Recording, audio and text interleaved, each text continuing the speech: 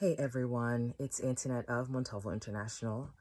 I just want to jump on really quickly and share a little bit of revelation with you that the Lord was sharing with me, actually through a dream that I had last night. And in this dream, pretty much the only thing I can remember is that I was waiting for my turn to read something from 1 Corinthians 15, and I knew the first number of the verse was 5. And I kept searching and searching, trying to be prepared for my time to come to read this verse.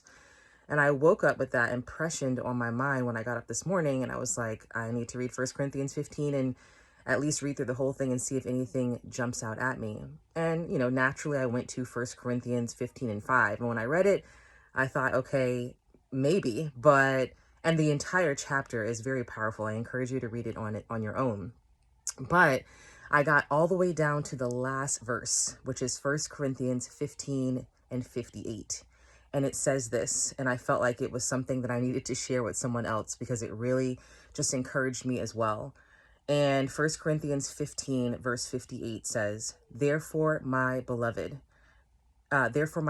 brethren, be steadfast, immovable, always abounding in the work of the Lord, knowing that your labor is not in vain in the Lord. And again, 1 Corinthians 15 verse 58 says, therefore, my beloved brethren, be steadfast, immovable, always abounding in the work of the Lord, knowing that your labor is not in vain in the Lord.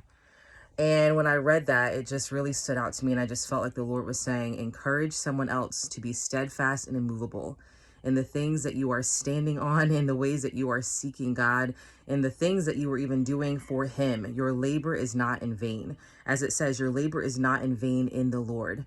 You may be saying, Lord, what about that assignment, that project, that thing that you told me to do, the act of obedience that you told me to move on, the act of faith that you told me to move on?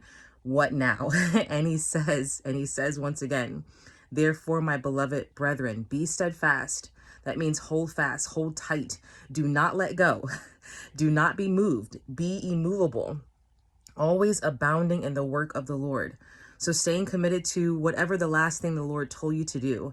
If he told you, to continue to fast, pray, work on a project, work on something, develop this, develop that, share something with someone, pray for someone, start something, whatever it is, be abounding in the Lord, knowing that your labor is not in vain, regardless of what it looks like, regardless of what you see, regardless of what it feels like, because his word also says we walk by faith and not by sight. And so sometimes you're not going to always see the product of what it is that the Lord is having you do, but know that your labor is not in vain in the Lord.